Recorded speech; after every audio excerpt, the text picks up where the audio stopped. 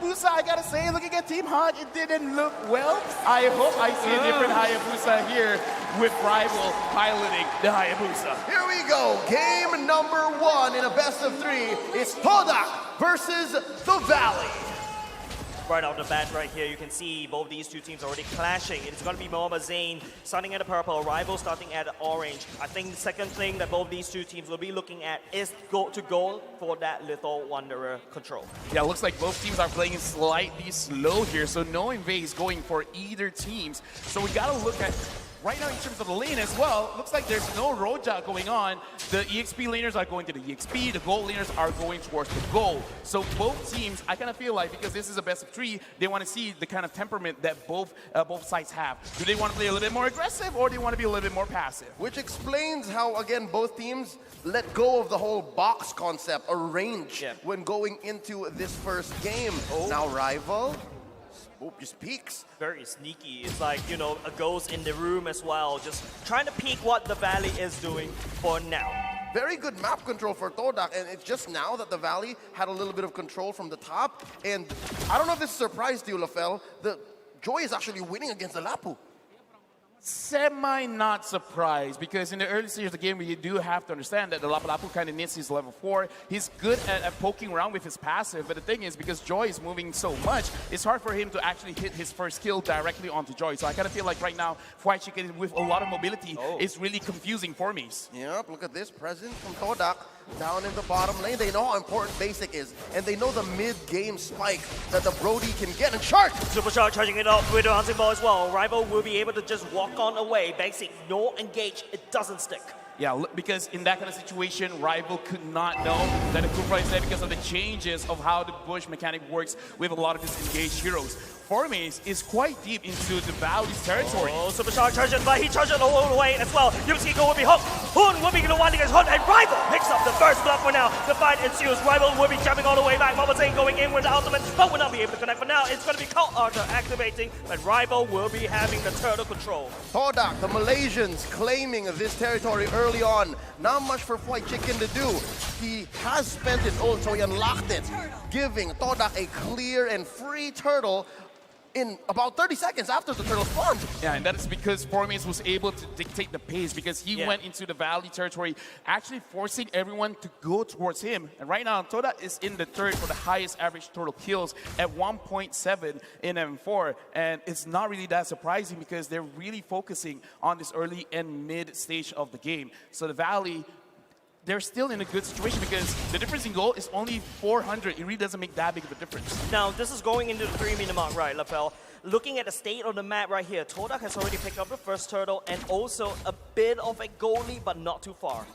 With 200 on the map, the Valley knows that that was a hard first engage. This is where TODAK is strong, and that turtle really just wasn't ours. So they're waiting for Basic to come online, for Basic to build a little bit more. The power spike, Shark gets pulled. Shark gets pulled, the Super Shark will activate out the flicker to over the wall, but it's going to be not going to be able to stick. The Cult Archer proved it so difficult for TODAK to handle. So I hate to say it, but I think I was right when I said no box gaming for both teams. And TODAK is just finding the better and earlier and more decisive engages.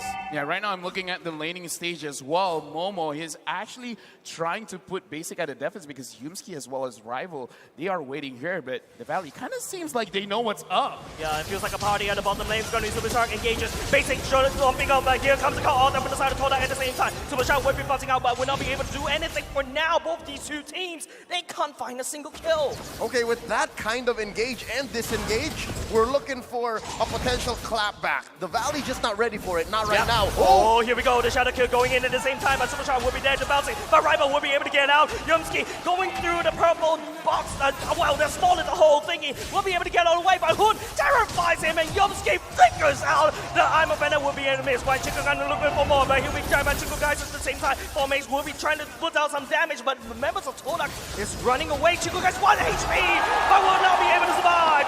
White Chicken activate the vengeance, but will also fall as well. It's a trade. Oh, another one falls. An expanded and extended team fight. All this while, the Valley was just using that to buy time. They get the second turtle. Yeah, looking at this, it could be a game where we're looking at whoever pulls the trigger first, because the way that you got to go in and out of the team fights, you got to micromanage all of the timings, the ults, the spells, because looking at the itemization right now, Joy already has that Genius 1, so a prolonged team fight will be pretty good for the Valley because quite a lot of magic damage is on their side. Rival here, having the Hunter Strike is great, is good, but I don't think the Valley, anyone will be really alone, so he can't really maximize the power of the Hayabusa. Yeah, even if White Chicken does go a little too deep, you can already see that White Chicken's building hybrid. And I guess this is the best kind of Joy we'll ever see in M4. At least that's my personal opinion. Yeah, I totally agree, right? Remember, we talked about Joy. We're not too sure where she should go. Even there's a lot of debates online. And I feel like White Chicken is using this Joy to the best of what she can do, right? Pop the Vengeance, find a pick up at the back line, be super annoying, and then, cause some chaos at the chaos. All right, so far, it looks like the Valley has found their aggressive streak. White Chicken, though. Given an 800, 1K gold lead here in the mid-game 6 minutes. I'm thinking possibly just one more turtle before I start seeing Lord. And all this time, what this is buying for the Valley is time and space for Basic.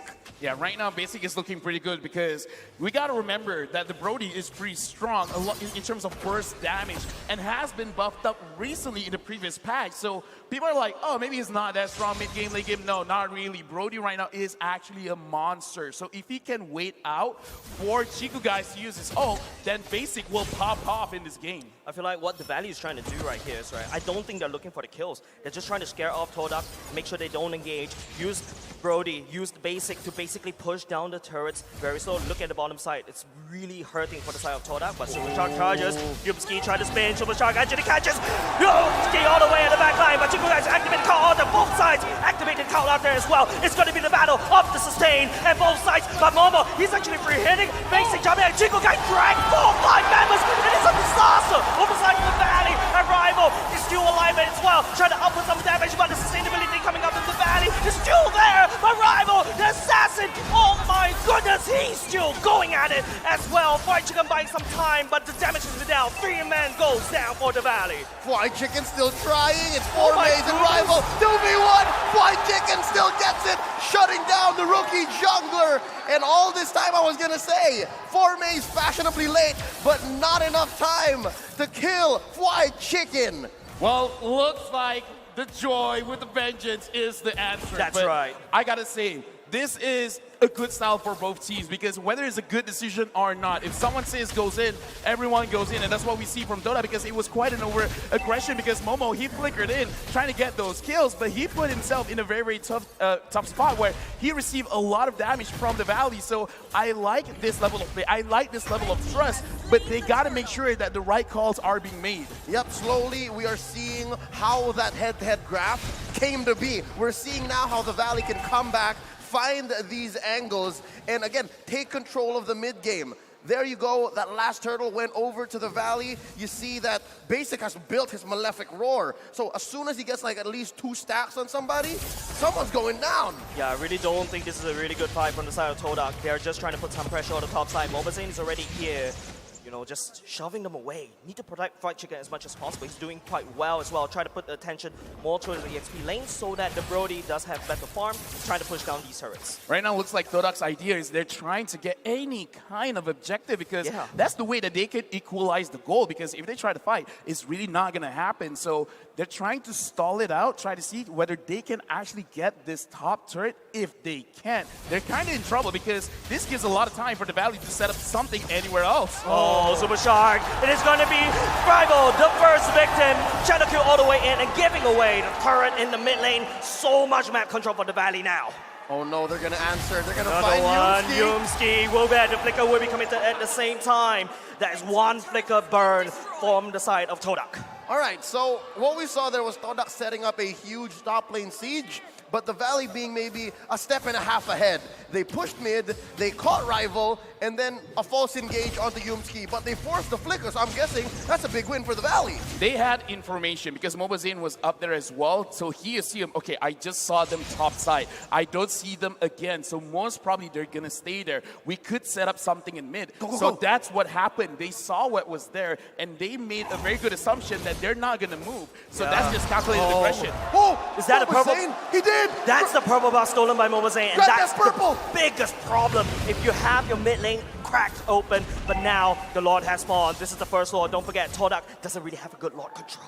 Oh no, 2K ahead, and you can assume that a lot of that is on basic, and a lot of that is on fried chicken, and he's rocking that mystery shop. So best believe he's making the most of that gold more than 4 maze. 10% is gonna go a long way, especially for a team that likes that mid-game power spike 10 minutes in, and it's very difficult to find a way for TODAK to get in there. We're looking at least all ults being online and looking for that engage. Who's gonna get in first? My goodness me, Mobazane already chunked down the third Lord, already half HP, but looking for Chicken, look at him go. He's looking for the pickup right here, but he's gonna get stunned right now, but Mobazane at the same time, White Chicken fought so much time for the Lord to be taken away by the Valley as the Valley collapse on top of TODAK. 3 members has already gone down, 4 mates, and also fighting for dear life, but would not be able to survive. Rival, the only one left. Super Shark, man, he set it up so well as well. Since everyone is so clumped up together, there is no way this Hayabusa could work. So right now, though that they're really losing up the engages on Super Shark,